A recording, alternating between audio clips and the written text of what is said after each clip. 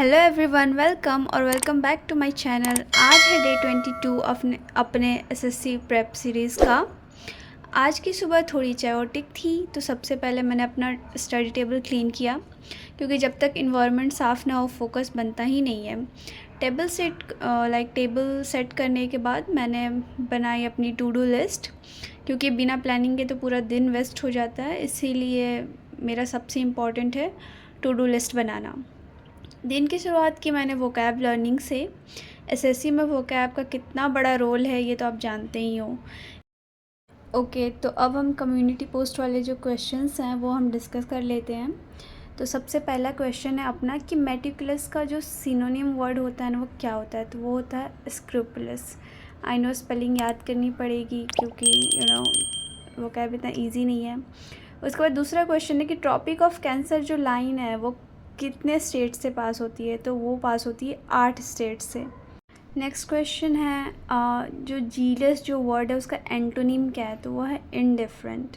जो second option है अपना इनडिफरेंट, जो कि काफ़ी लोगों ने किया है उसको, तो वो है अपना जीलस का एंटोनिम। नेक्स्ट क्वेश्चन है कि उस पर्सन को क्या बोलते हैं जो इलेक्शन को स्टडी करता है, वोटिंग्स के ट्रेंड और पैटर्न को। तो वो होता है फिज़ोलॉफस। जो भी लिखा हुआ है वो आप देख लो स्पेलिंग के हिसाब से। बीच बीच में आपको दिखते रहेंगे टू डू लिस्ट, क्योंकि मैं वो भी पोस्ट करती हूँ डेली। ओके, ये बहुत इंटरेस्टिंग क्वेश्चन। कौन सी इमेजिनरी लाइन न्यू कैलेंडर के स्टार्ट को बताती है। तो वो है इंटरनेशनल डेट लाइन। और आपको बीच बीच में दिख रहा होगा कि मैंने टू डू लिस्ट शेयर किया है। मैं daily to do list share करती हूँ, तो आपको भी चाहिए कि डेली क्या पढ़ना है, कैसे पढ़ना है, तो आप सब्सक्राइब कर सकते हो ताकि आपको टू डू लिस्ट मिल जाए सुबह सुबह ही। और उसके बाद हम अगले क्वेश्चन पे आते हैं कि एफेमेरल का सिनोनिम क्या होता है। तो वो होता है फ्लीटिंग। इसका आंसर फ्लीटिंग है गाइस।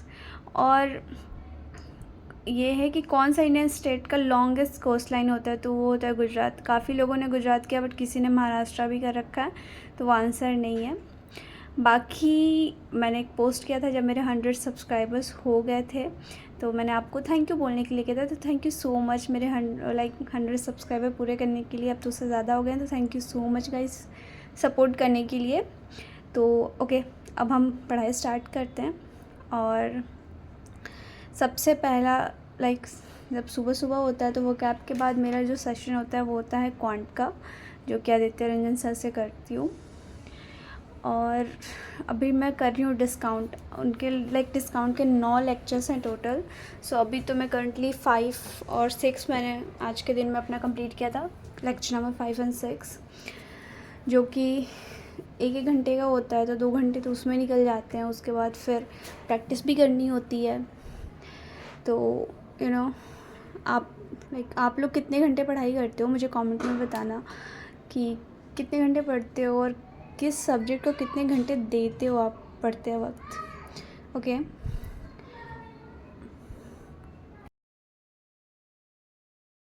डिस्काउंट के जो कॉन्सेप्ट्स होते हैं थोड़े ट्रिकी हो सकते हैं, तो बट सर ने काफ़ी अच्छे से समझा दिया। तो लेक्चर ख़त्म होते ही मैंने सेम टॉपिक्स के कुछ क्वेश्चंस भी प्रैक्टिस कर लिए उनके बुक से ही, क्योंकि मैथ्स में जब तक खुद पेन ना चलाओ तब तक तो कॉन्फिडेंस ही नहीं आता, ऑब्वियस सी बात है।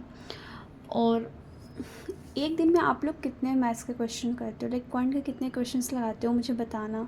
हाँ, क्योंकि 25 से 30 क्वेश्चंस ही मैं लगा पाती हूँ, कि उससे ज़्यादा नहीं हो पाते हैं मेरे से, और उसमें ही पूरा टाइम चला जाता है। फिर मैंने अभी जो तरुण सर जो यूट्यूब पे अपने डेली लेक्चर्स लगा रहे हैं, मैं वही कर रही हूँ। तो मैंने उसके बाद तरुण सर का जो लेक्चर था वो कर लिया था, और उसके बाद मैं बैठ गई थी रीजनिंग की प्रैक्टिस करने के लिए, क्योंकि रीजनिंग में मेरा अभी प्रैक्टिस सेशन चल रहा है। तो पिनाकल के क्वेश्चंस जो लेटेस्ट पैटर्न के होते हैं, इसलिए मैंने इसे ही प्रेफर किया है। और फिर मैंने अटेंड किया निमिषा बंसल मैम का एडिटोरियल, और मैंने उसके नोट्स भी बना लिए, क्योंकि उस वक्त तो हाँ लगता है समझ में आ रहा है, बट मुझे नहीं पता उन चीज़ों को याद कैसे रखना है, और फिर से तो वो वीडियो जाकर देखूँगी नहीं, इसलिए मैंने नोट्स बना लिए। पर पता नहीं कब नोट्स पढ़ना है, कब क्या करना है, वो कैब का तो मुझे कुछ समझ में नहीं आ रहा है। आप लोग बताओ, आप लोग वो कैब को कैसे टैकल कर रहे हो, क्या कर रहे हो उसको याद करने के लिए, समझने के लिए। सो या that's it for today guys. ये था अपना डे 22। काफ़ी प्रोडक्टिव भी रहा और लेकिन मेरा जीएस छूट गया।